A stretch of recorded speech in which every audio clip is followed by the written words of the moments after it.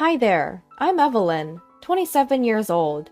I'm a homemaker and also work at a company where I hold a position of responsibility. My husband James is the same age as me.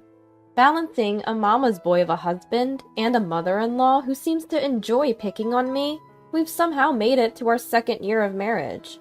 Patting myself on the back for staying strong, I've found solace in my job. Thanks to that, I've been climbing the corporate ladder, making unusual strides for a woman in my position. Given my job, I often find myself flitting around Las Vegas for business, and I'm currently right in the thick of a business trip. And right in the middle of an important meeting, it happened. Just as the meeting began, my phone, set on silent, wouldn't stop vibrating. Thinking it might be an emergency because of the relentless calls, I checked my phone under the table. It was filled with missed calls from my mother-in-law. What on earth? I was startled and decided to call her back. Just as I was about to step out and return her call, she called again. When I left my seat and tried to call back, I received another call from mother-in-law. "Hello, Evelyn! Where are you right now?" As soon as I pressed the call button, I could hear her agitated voice. "I got a call from the last person I wanted to hear from," I muttered to myself. "Hello, mother-in-law. What can I do for you today? Is there an emergency?" "I don't care what you can do for me. I asked where you are." Her usual arrogance rubbed me the wrong way, but I was in the middle of an important meeting. I didn't want to extend the call by arguing back, so I responded. "Sorry, didn't James tell you? I'm at a meeting on a business trip. Can I call you back as soon as it's over?" I replied as gently as I could. "Well, of course I knew that. Neglecting your home and your husband. What are you doing? Hurry home!"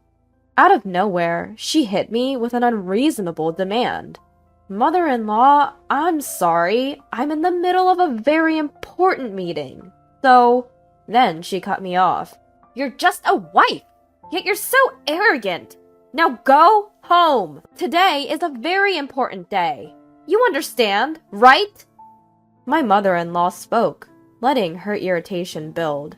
Wait, an important day? I asked her what she needed me for so urgently, since she wouldn't tell me why I needed to hurry home. Then, "Today, we decided to celebrate my 60th birthday," she answered proudly. If I remember correctly, we were supposed to celebrate her birthday at the end of the month. I hadn't anticipated it would be today, and to plan it during a weekday when I'm on a business trip. Moreover, my husband and I had already told her, "We'll find a nice place and make a reservation for your 60th birthday." I sighed, realizing another round of her antics had begun. Despite knowing I'm in the middle of an important work meeting, she still tries to bully me, I thought, growing more irritated. Like I said earlier, I'm on a business trip, so it's impossible for me to come. "Oh, but I just spoke to James and he said he would take time off work. Other relatives said they would join too. It's just you, Evelyn.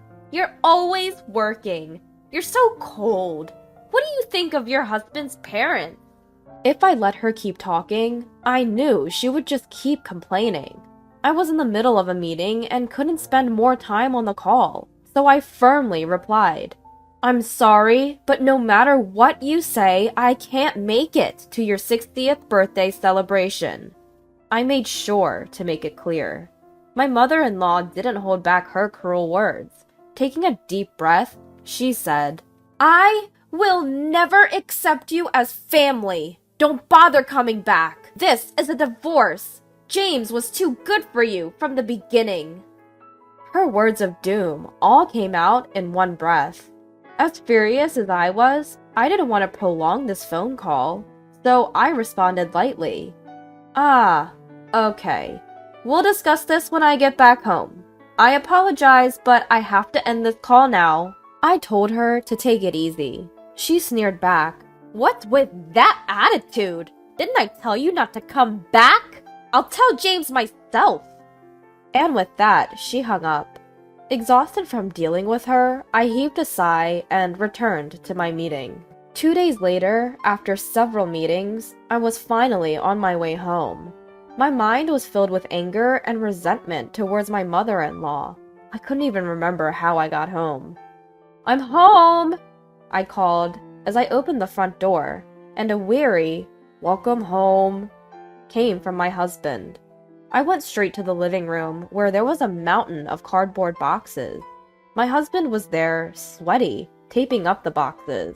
When I asked him what it was, he told me they were all my belongings. It turned out that on the day my mother-in-law had called, she had indeed carried out her 60th birthday celebration. She made a scene in front of all our uncles and aunts about how I, her daughter-in-law, had disrespected her birthday celebration and was rude to her over the phone.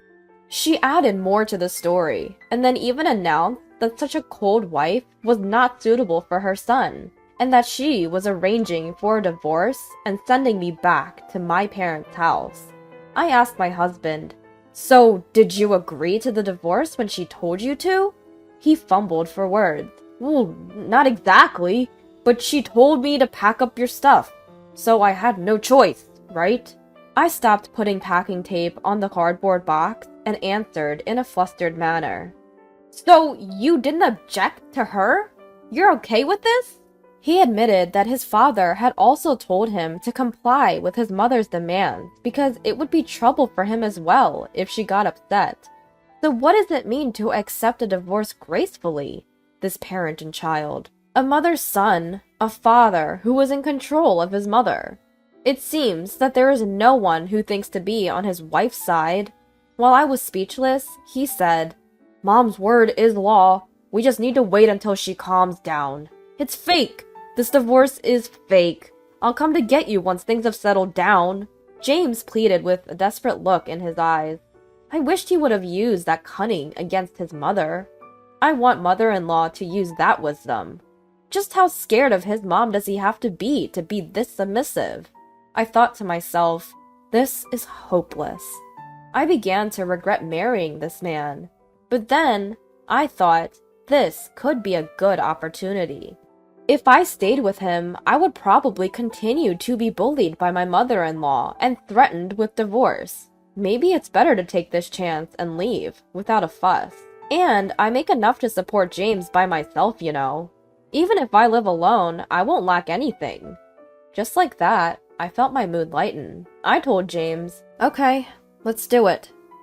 After telling him, I called mother-in-law. Before the third ring could finish, mother-in-law answered with the, "Hello? I'm moving out, just as you wished." I calmly relayed the message. Almost like she had been waiting for it, mother-in-law responded with an exultant tone. Go ahead, leave!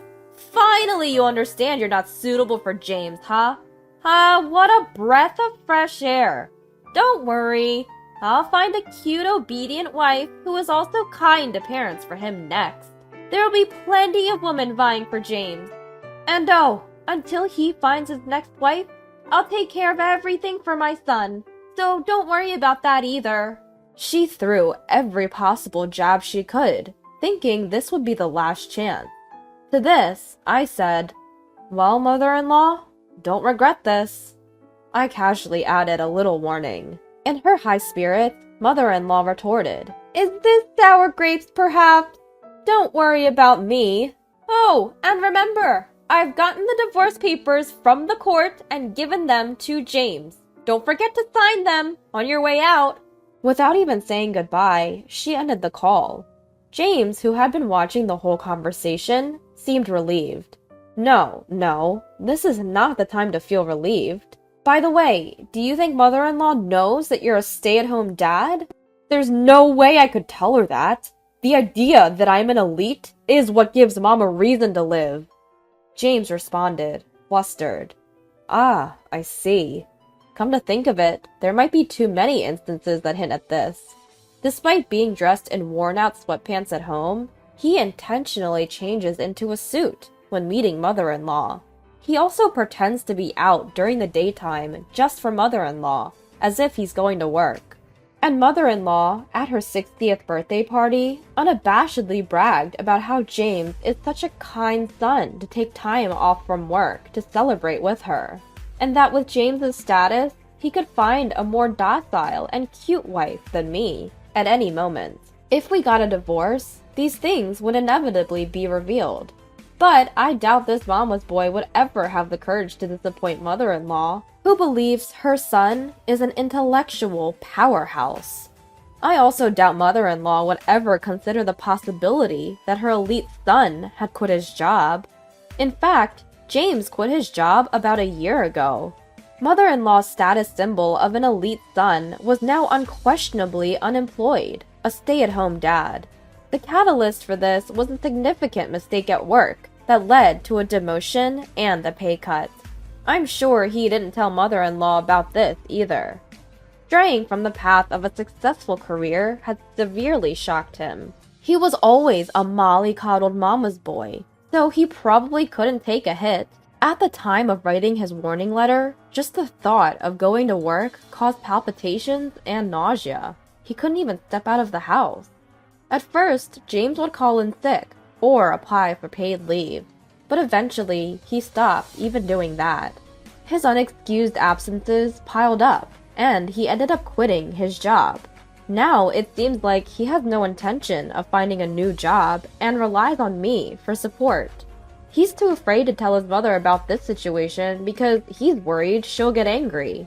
I must say, it's a little disappointing that I won't get to see her reaction when she finds out what's been happening. I imagine she'll be absolutely shocked, but that's none of my business anymore.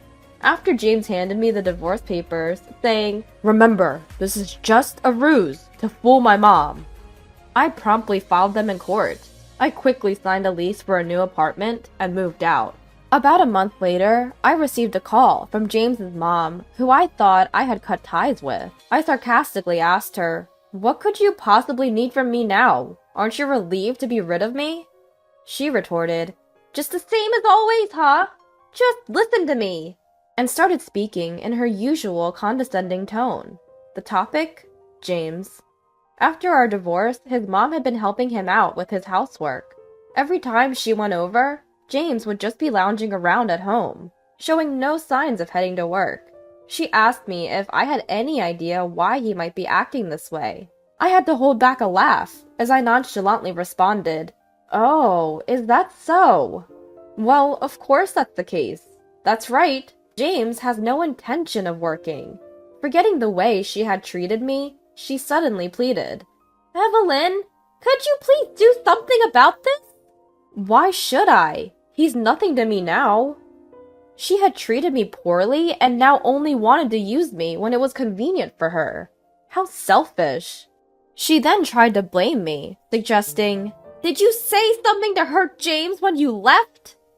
Just how far does she intend to villainize me? Can't she see that the problems lie with her and her son? The one who got hurt was me. Oh, really? Didn't you marry James because you could live a luxurious life? What exactly got hurt when you divorced? She thought I had married James for his money? I wish she would stop making such absurd accusations. What? Are you kidding me? During our marriage, I was the one supporting James. I was even helping you out financially.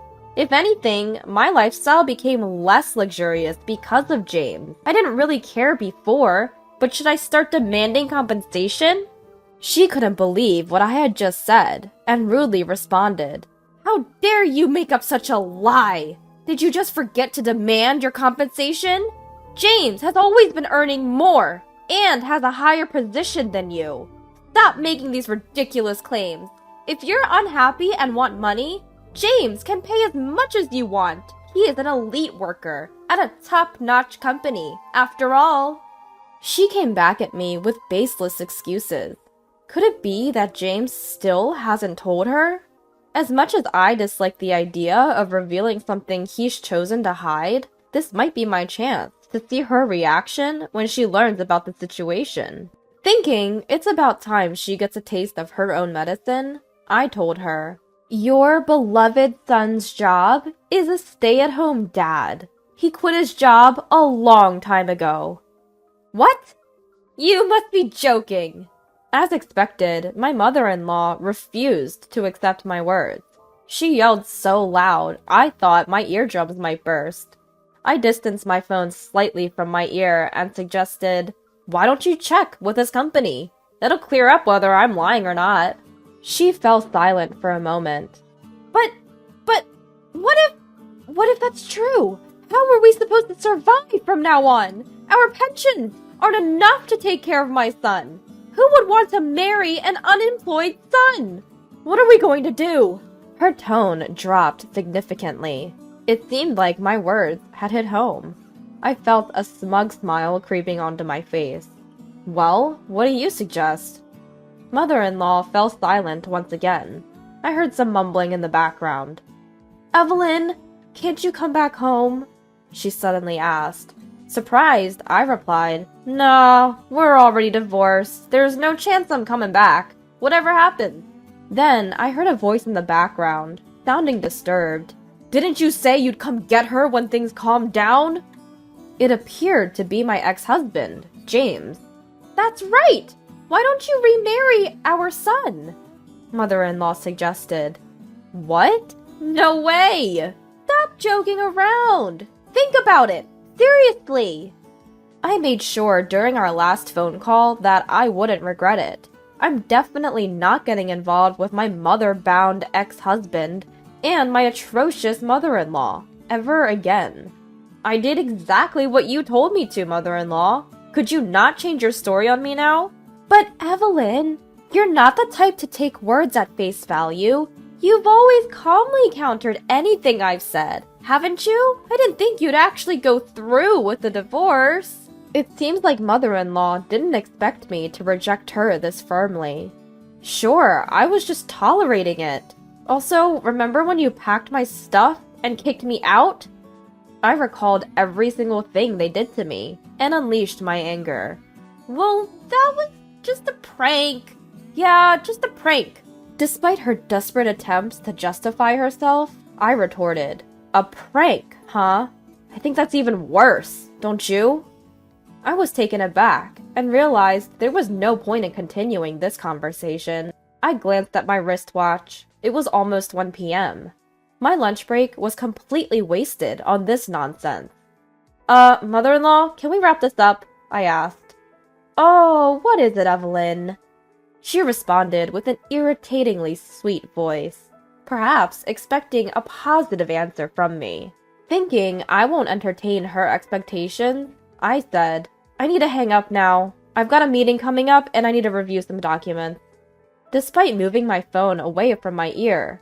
Wait! Evelyn, please wait! Say something! I could hear mother-in-law's desperate scream. Then I heard, "James! This happened because you didn't handle things properly!" She was berating James. Seems like everything that doesn't go according to mother-in-law's plan is always someone else's fault. I was getting sick just listening to her. So, without hesitation, I tapped the end call button and blocked all incoming calls from mother-in-law. So, what happened next? Well, I received a message from James. He said, "I want to come back." He was persistent, and it seemed like a good opportunity. So, I asked my lawyer to claim divorce compensation. That mother-in-law and father-in-law, it seems they were weak when confronted by a lawyer. They quickly made a lump sum payment. The money appears to have been fronted by the mother-in-law and father-in-law. Perhaps this situation caused a change in mother-in-law and father-in-law's attitude. James now constantly gets nagged by them to get a job. It seems like he's getting fed up with it. Where did that once successful man go? Apparently, he can't afford his apartment rent anymore and moved back to his parents' house. Blaming his divorce on the mother-in-law and father-in-law, he's now eating into their pension and savings for their old age, like father like son, as they say. They both keep blaming each other for their sins, without reflecting on their own actions. By the way, he mentioned that he's going to apply for public assistance soon. They won't be able to have their way with the government, so I hope they try to correct their character while they still can. As for me, A presentation I made on a business trip was recognized, and a contract with a major new client was established. My position and income have both increased. I live a rich single life, without being bullied by my awful mother-in-law, and without my family demanding money from me. If there is a chance to remarry in the future, I plan to thoroughly check for mommy issues and the mother-in-law situation.